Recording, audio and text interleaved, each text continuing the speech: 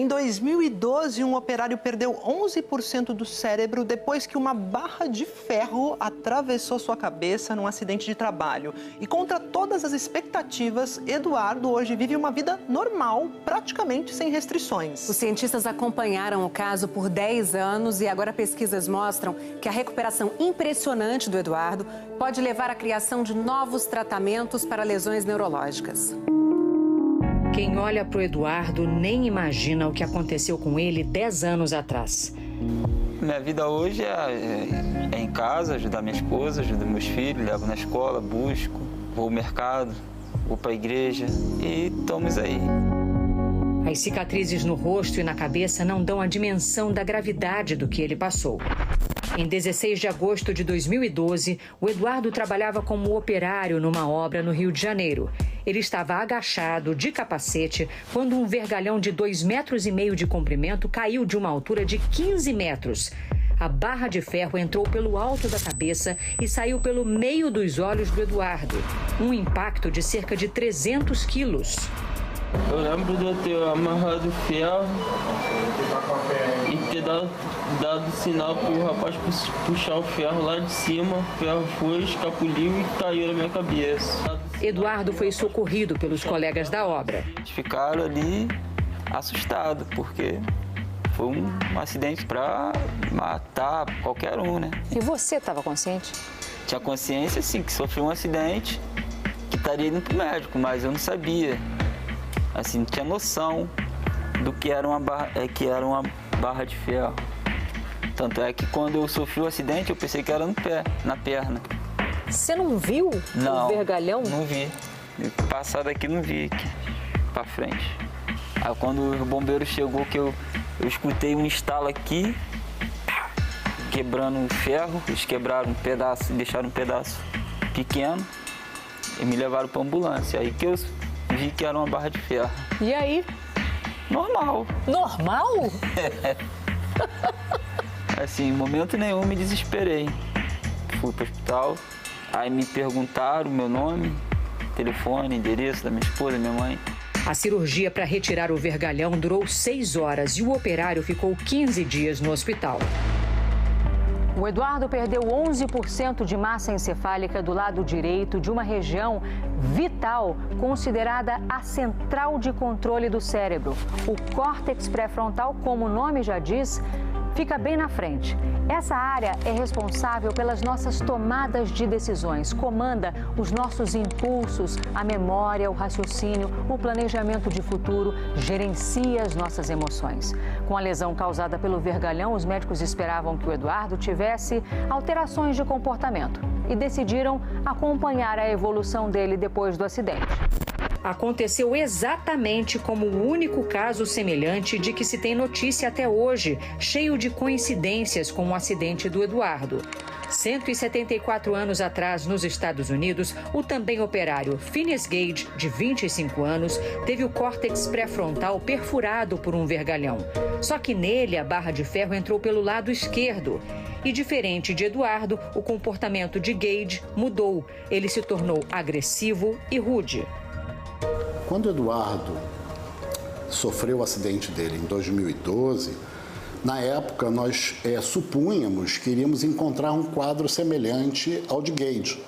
Mas imediatamente, logo após a saída dele do centro cirúrgico, o Eduardo já se mostrava altamente compensado. Em qualquer pessoa, as diferentes áreas do cérebro se comunicam entre si ou com o resto do corpo por impulsos elétricos. Quando uma dessas áreas sofre uma lesão, a atividade elétrica não funciona como deveria e a comunicação piora.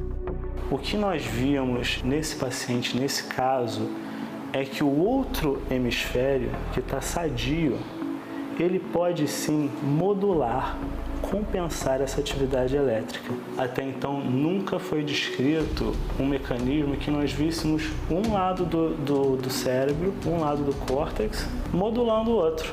Falando assim, essa atividade elétrica, ele vindo e reduzindo e para que a pessoa consiga performar.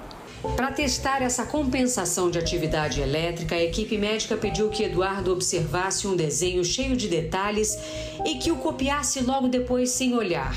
e 3 minutos depois, e meia hora depois. Aí os médicos inibiram a ação exercida pelo lado sadio do cérebro do Eduardo no lado da lesão por 40 minutos.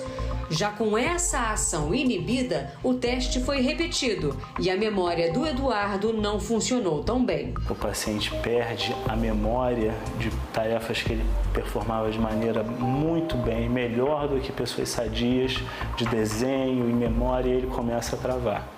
Uma das poucas dificuldades do Eduardo é realizar tarefas que exigem os dois lados do cérebro simultaneamente. Vai lá. Conseguiu fazer, cara, agora há pouco. A conclusão de que um lado do cérebro é capaz de compensar o outro está sendo publicada na revista científica Lancet, uma das mais respeitadas do mundo. Foram 10 anos estudando o Eduardo em uma parceria de neurocientistas brasileiros e americanos. A evolução dele e o comportamento dele depois de um acidente como esse, surpreendeu o senhor? Surpreendeu e muito. Durante esses 10 anos, o Eduardo mantém a mesma performance. Uma regularidade. Constante, a relação dele familiar, a relação dele com pessoas na redondeza, a relação dele continua a mesma durante esses 10 anos. Eu não poderia ficar mais satisfeito. Os médicos agora vão pesquisar formas de reproduzir essa compensação cerebral em outros pacientes com traumas. De que maneira? Estratégias de modulação dessa atividade elétrica. Marcapassos externos. Onde que isso pode ser aplicado, por exemplo? O AVC ou o derrame, como popularmente é falado. E os traumatismos variados, acidente de moto, ônibus, carro, acidente por arma de fogo. Estamos falando de quanto tempo? Uns 15 anos ainda, para a gente poder entregar isso de maneira segura e que de fato vai beneficiar o paciente. Eduardo toma remédios para evitar convulsões, comuns em pacientes que passaram por traumas cerebrais. Se eu esquecer de tomar o remédio, me dá crise. A crise, ela vem com força. Bate um medo ainda de alguma coisa? Assim, a gente tá bem, estamos bem aqui. Mas e amanhã, né? Será que amanhã eu vou acordar bem? Será que eu não vou acordar esquecido das coisas? Para os médicos que acompanharam o Eduardo ao longo desses anos, não há risco. Quando você olha assim para o futuro, o que você pensa? O que você olha para o futuro, assim, o que você vê? Ver meus filhos aí crescendo, né? Porque poderia não ver mais, né? Poderia morrer e Marcos e Samuel aí crescer sem um pai, mas... Ainda teve outro filho depois do acidente, né? Depois ainda tive o Moisés. Então, assim, vendo o futuro assim, eu vejo o futuro eles aí crescendo, né? Casando, tendo filho, família. E você? Trabalhando, vitorioso. Tem outro jeito de ver. De se definir, né? Não tem. Teu nome é Milagre, né? É. Eduardo Milagre, prazer. Prazer.